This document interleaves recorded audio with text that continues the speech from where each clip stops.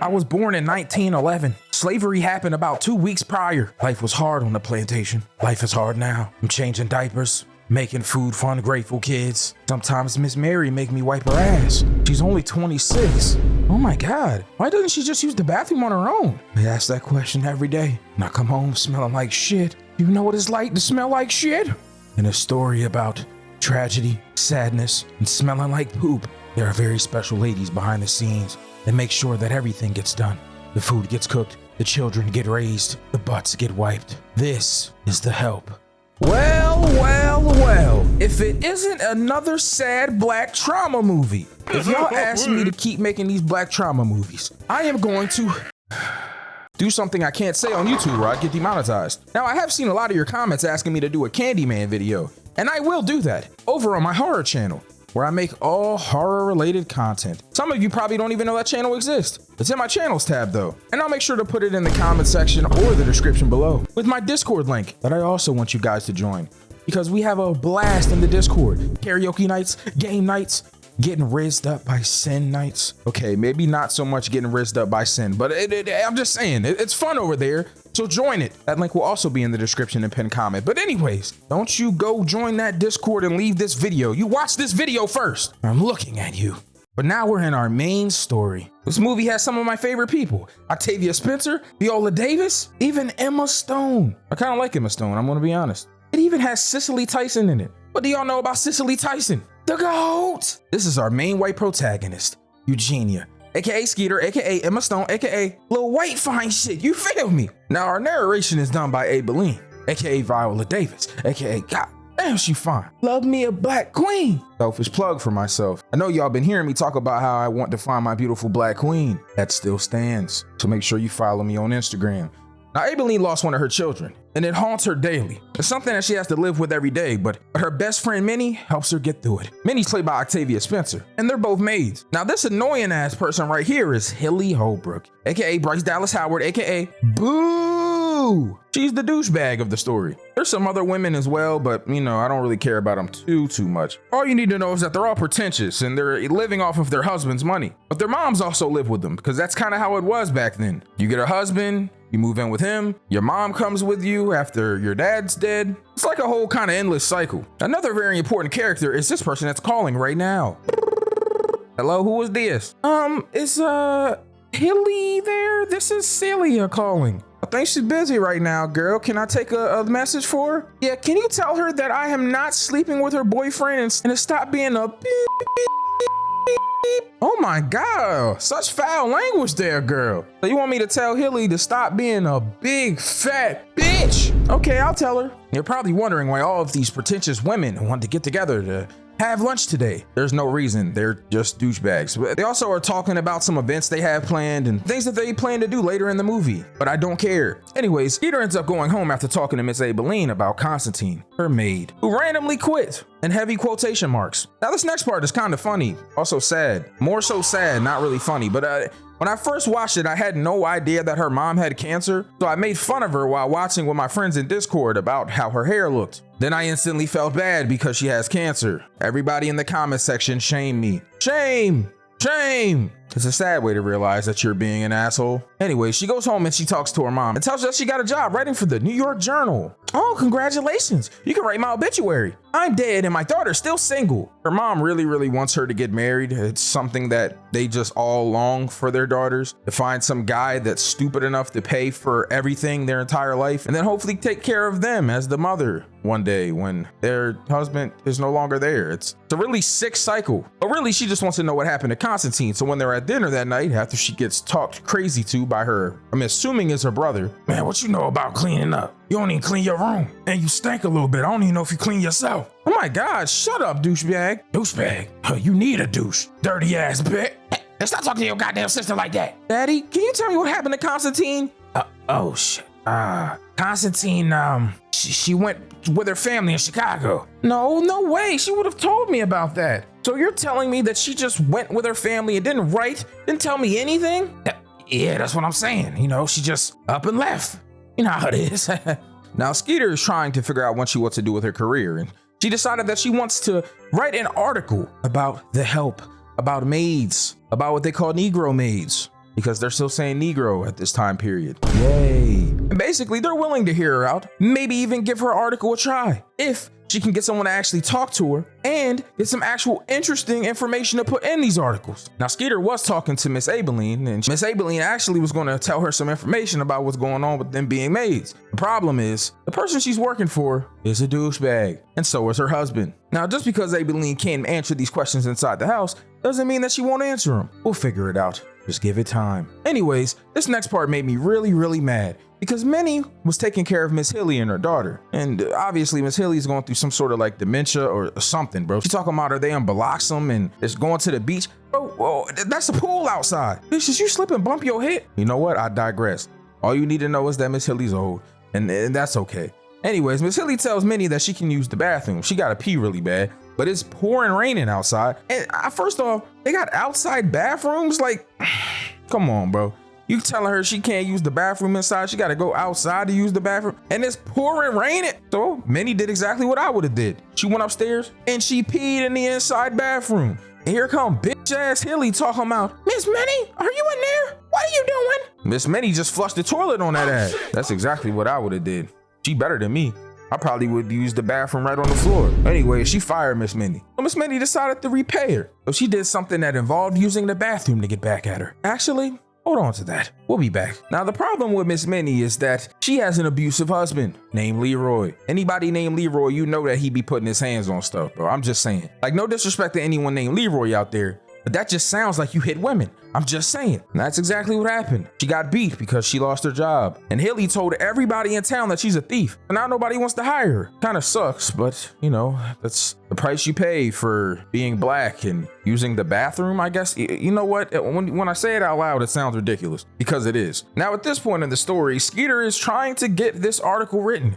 So she has to ask Aibileen some uncomfortable questions. So she goes to her house. Yo, I ain't gonna lie, did Miss Aibileen make cookies? I want some of those chons. Cause I'm a big back. Now you ain't gonna get offended about the things I say about white people, are you, girl? Okay, I don't care what you say about white people. I'm not even white. But what are you talking about, girl? You are white as snow. I'm not white, I'm Italian. What? Anyways, girl, I'm gonna say some terrible things. Okay, do you have any other maids that will be willing to talk about it? That's gonna be hard, girl. I mean, you know, people ain't too keen to talking to white folks. I can't believe I'm talking to you. So they come to an understanding that she's gonna sit down and answer questions. And it's kind of like her praying is like her telling her story. My first white baby to ever look after was Arlington Spear in 1925. Oh, mama done died of lung disease. I love that baby, and he loved me. You know, one time I told him that if he used the potty, I had to get him a toy. And then he used the potty, but I'm broke, so I couldn't really get him a toy. So I gave him a tea bag from the kitchen, and I told him that it was a hacky sack. He's been happy ever since. Now, this is just the start of Aibileen talking to Skeeter about these different stories and what it's like being a black maid. But man, unrelated. But I mean, absolutely hate these white women, bro. Look at this scene right here. Shorty came to her, you know, obviously Hilly had to get a new maid because Minny got fired. And this one asked for a loan of $75 because she was trying to save up to send their kids to college. Which, first off, it's just amazing, by the way. Clap it up for them. Clap it up for them. Did y'all clap for the women with the fatties? Did you clap? All right, my fault. But the problem is they're short $75 and now they have to choose to send one of their children and not both. Kind of sucks, and it's not something that any parent wants to do. So she asked them to lend them the money. $75 to them is nothing. That shit probably was a drop in the bucket. But of course, she said no because she's a bitch. Now, Minny has to end up sending her daughter to get a job because her husband needs help with the bills. Beat her up and then made her daughter drop out of school to go work. What kind of douchebag is this dude Leroy? I haven't even seen him yet, and I know he's chopped. Anyways, there's only one place that Minny could have went to that Miss Hilly couldn't have got to with her lies. And it's not because, you know, she's too far out to hear lies. It's because, you know, Hilly hates her because she's sleeping with the guy that she was in love with. You know, it's really funny. Because how you gonna get mad at a dude for just choosing somebody else? It ain't like Celia knew. Oh, I'm gonna go have sex with Hilly's boyfriend. They weren't even together anymore when Celia met her. Anyway, Celia got a crazy butt chin, by the way. Like, you could probably eat a bowl of cereal out of that, but that's besides the point. Anyways, Minny shows up and she takes the job, even though Celia's husband has no idea that she's hiring a maid. It's kind of crazy when you think about it, but I mean, it is what it is. Now we got a meeting with all the pretentious hoes, and they're talking about their stupid events. I got everything taken care of, girls, and I even got that initiative for sanitation, and we're gonna get it in a newsletter. Right, Skeeter? Skeeter, when are you gonna do that, by the way? I should do it and have it soon. Okay, I guess. Anyways, in other news, I just had a heavy period the other day, and I found out that the new tampons I got work, kind of. And they're not really tampons. I just had to shove a rag up there or something. I really don't know what's going on, and I probably should go to an OBGYN, but I don't know, I'll figure it out. Now, Skeeter goes and talks to the girls after this, and they want her to meet this guy that she likes. That's not really super important right now, and I don't really care about it, so we're just gonna move past it. This next part made me very sad. See, you remember the girl that was talking about her kids going to Tougaloo? I ain't gonna lie, I don't know how to pronounce that college, bro, but the girl that asked for the $75 loan. But she was cleaning and she found the ring, and instead of putting it where it belongs, she stole it. This is gonna become very relevant very soon. Foreshadowing. Also, maybe it's Aibileen. All right, my fault. That was trash. But she's telling Skeeter about how the baby girl gotta sit in her mess all night. Baby girl gotta wear a diaper all night long. They don't even get changed for 10 hours. I'm tired of it. And they treat her like she's just a thing. And now she's pregnant with some other damn baby, and she shouldn't be having babies. Make sure you write that down. Hopefully this baby turns out good, because she think the other baby ugly. Talking about she don't love the baby because it look like a foot. Look like the thing from the Goonies. Now, right when Miss Aibileen is telling her all of these things, Minny walks in and SpaghettiOs. Miss Minnie's a little angry, as she should be, because Shorty is in here talking to the white folks. Now, you know, it's nothing wrong with talking to the white folks. I mean, there's nothing good about it, but that's besides the point. But she's explaining to her that it's frustrating that they raise these women's children very good, and then they end up just like their moms, racist and assholes. Now, Miss Minnie got to telling her about everything, how she cooks, about how they take care of the house, how they feel about the white ladies. Minnie is so excited about talking to her about all of this stuff that she even tries to get other maids. It's going to be very hard to do because, I mean, they're going to be clearly scared to talk to white folks about anything. But that's not what's important right now. What is important is that Skeeter got all dressed up to go on a date with an asshole. Yo, she started talking crazy to him at dinner. You know, you're kind of an asshole. Me? How you gonna say I'm an asshole, man? I ain't doing nothing. I mean, all I do is get drunk and act like I'm better than everybody else, and I got a side part. Kind of look like that one blonde kid from Remember the Titans. But that's besides the point.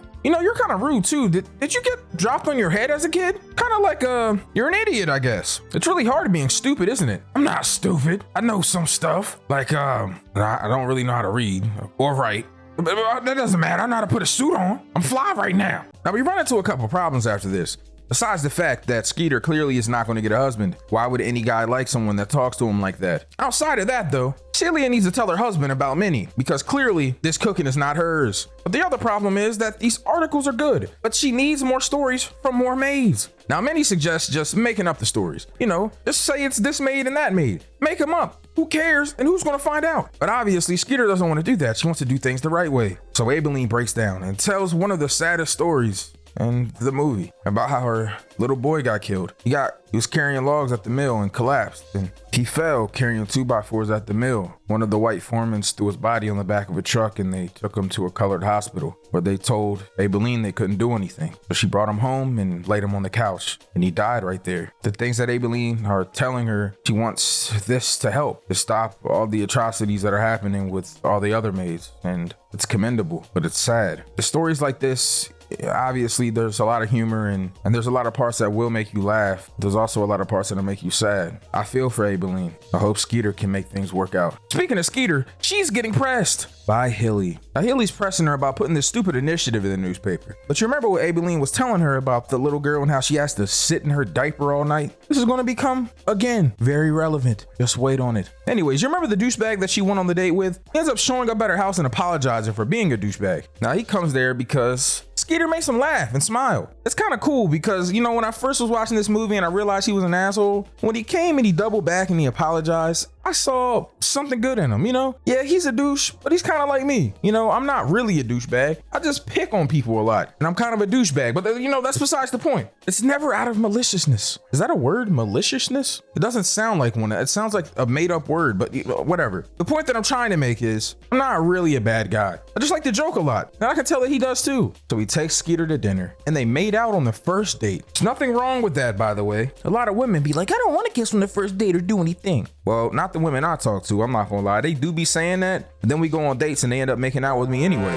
Why is that? Like, what's the point of y'all saying you don't want to make out or do anything on a first date, but then y'all do it anyway? I just don't understand. Like, is it like you setting up a precaution boundary to like a precedent? Like, oh, just in case I don't like this guy, I don't want him to think he's entitled to doing anything with me. So then you kind of have an option if you do like the guy to kiss him. Maybe that's what it is. I have no idea, but it's just funny. I don't know. Anyways, you remember when I told you to hold on to the fact about the little girl in the toilet? Well, you know, that initiative that Skeeter was putting in the news, she didn't say bring old coats. She said bring old commodes. And that's what everybody did. They brought old toilets to her yard. My milkshakes brings all the toilets to the yard and they're right. All right, my fault. Now things are getting heated in the city at this point, but not in a good way. I don't mean like it's getting warmer outside. I mean, a black kid got killed. Kind of terrible when you think about it. This is bad though. I mean, it's getting scary, and Mississippi is one of the like most racist places ever. Now the reason why this is so bad though is Miss Minny and Aibileen feel like that if anyone finds out about them talking to Skeeter, it's going to be a problem. And it might be. It's really actually something to be worried about. Miss Hilly is going through it as well. She keeps having miscarriages. She collapsed on the floor and there was blood everywhere. You know, when I first seen this scene, I had no idea that's what was happening, and then I put 2 and 2 together. She's had, I think, 4 miscarriages. Like, her husband wants to marry her, but he also wants kids. That's a really sticky situation to be in. Because it's like, okay, if I can't have kids, is he still gonna want to marry me? Because the whole reason why he tried to marry me in the first place is because I had his kid, or I was having his kid. Damn. You know, I guess, you know, adoption is also an option and things like that. Maybe a surrogate mother, but it's just like, did they even have those options back then? I really don't know. It's sad when you think about it. Now, you remember back when Shorty stole that ring? Well, she tried to take it and hawk it at a pawn shop. It took them 10 minutes to find out where she works at because, of course, no one black could have a ring that size and color. At least that's what Hilly says. But she called her a rigger. That's like the N-word, but Scooby-Doo. Now, because all this is happening, all the other maids, they want to help her out with all of their stories. Like this story right here. She tells her a story about how she used to take a shortcut to Mr. Dixon's house. And one day this farmer was going to shoot her. Kind of crazy. You're just trying to walk to work and you're getting threatened with a gun. Being black. I mean, I do love it, but I probably wouldn't have loved it in that time period because people are fucking bigots. Anyways, Mr. Dixon bought both acres of those lands just so she could walk to work. Wow, what a swell guy. I think that's what we call white guilt. Now, this other lady was working for this woman named Miss Jolene, who was just incredibly mean. I mean, and in her words, mean for sport. And she wanted to try to find other jobs, but she couldn't because everybody thought that Miss Jolene owned her. You know, when I think about it, this is basically just paid slavery. They're doing things that slaves did. Well, not everything, but you know, a lot of things. It's just a bunch of manual labor and taking care of their children and all types of stuff. It's like what they would call house slaves back then, except they're getting paid like way under minimum wage and they have no benefits. I mean, this is just basically slavery. I mean, oh my God. Anyway, Celia ends up trying to go to one of these little lunch gatherings at Hilly's place and they just ignore her. Had her standing there like she was like one of the Jehovah's Witnesses. Hey, I brought a chocolate pie. Bitch, I see you. Anyways, none of that matters. What does matter is Miss Minnie tells her not to take them pies anymore. She also gets her eye looked at. Leroy's been hitting her again. You know what? If Leroy hits Miss Minnie one more time, I'm gonna hit Leroy with a hammer. All right, my fault. Now at this point, we find out about the pie. Speaking of pies. Now you remember when I told you that she got back at Hilly and it involved using the bathroom? Well, she gave her a chocolate pie, but instead of chocolate, it was poop. Yep, she ate a poop pie. And she realizes in this moment, after telling her to eat her shit, that she ate her shit. Literally put poop in a pie and made her eat it. You know, I have no idea how Miss Minnie got away with this and how she didn't go to jail. Like, honestly, if someone killed her, it wouldn't have surprised me. It's kind of crazy when you think about it. I mean, she put poop in a pie and made someone eat it. Anyways, it's time for Hilly's event. And oh, wow, everybody's here. Isn't it spectacular? Hey, everyone. Welcome and come into my event. Yay. Look at all of us. Even Celia came. And oh my gosh, she fun. I ain't gonna lie. Oh, look at Skeeter kissing her man and all that. Sheesh. Oh, yo, hold up. Who is this little dude dancing there? Hold up. Did y'all just hit a cartwheel? Yo, they is hating on Miss Celia. I ain't gonna lie. Look at her. She just trying to put a lipstick on. They staring at her and all that. Yo, how was Minnie here at Hilly's event though? Like, she made her eat a poop pie. Now shit hit the fan, no pun intended, at the event. When the auction winners got announced,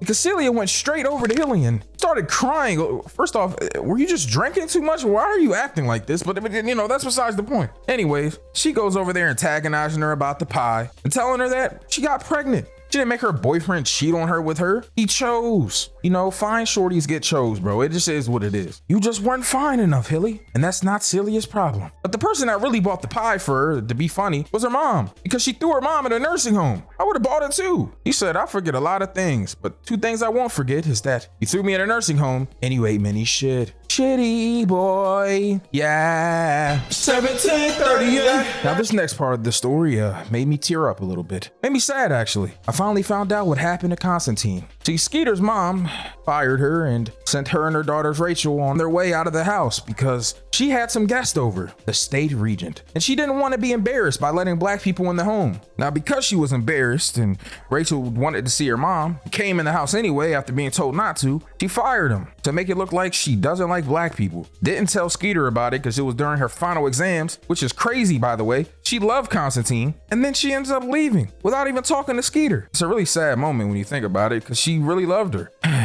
But I digress. Anyways, at this point, Skeeter's book gets published, and all of the women, all 13 that helped with it, got $46 each. Now, obviously, everybody is mad about this. I mean, Stuart's mad at Skeeter. Everybody in the town's mad at her. But everybody's reading the book because it has all the intimate parts in it. But the person that's mad the most about this book is Hilly. But, not because, it's giving all their intimate secrets out, but because she ate shit. But that's besides the point. Anyway, she shows up to Skeeter's house, and I'm not gonna lie. At first, I thought Skeeter's mom was going to take up for Hilly, but no, she started snapping. Are you sick? What is that? You better get that cleaned up. No husband wants to come home to that. You've been eating too much pie. Miss Finlay, I get the fuck off of my property. Now, at this point, everything's going well. I mean, Skeeter got a job in New York. Celia's husband found out about Minny working there, and he's actually happy about it. She's even got a job for the rest of her life.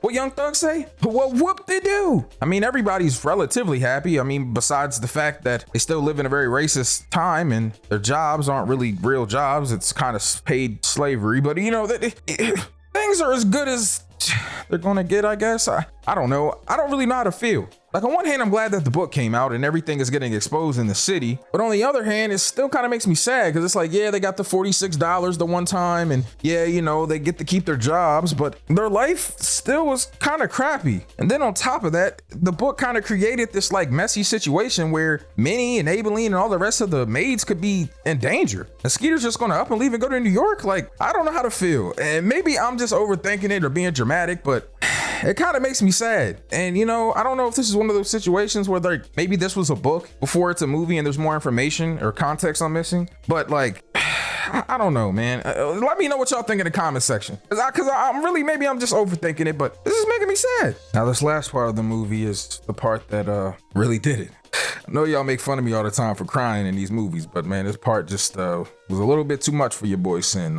Hilly was mad and tried to get, Aibileen to get fired by saying she was a thief. She stole silver, and they send her away, and the little girl, she's in there and asking and begging for her not to leave. No, don't go, Aibi, don't go. And Aibileen tells her to remember everything that she told her. And the little girl looks at Aibileen and says, I'm kind, I am smart, I am important. And just like that, Aibileen decides to retire. She said that was going to be her last baby, and she leaves. You see this moment of her recollecting on being herself and telling her truths while the little girl is just screaming and begging her not to leave. This movie had a lot of humor in it, a lot of good moments in it, but it also taught me a lot. Taught me about the struggles that my ancestors went through, not just in slavery, but also in modern day life that they still go through. Makes me sad to think about, but it makes me happy to know that I get to make something like this entertaining for people to watch and to learn about. And in a lot of ways, it feels like I'm doing my part, even if it's a small part. I'm grateful for that. This was The Help.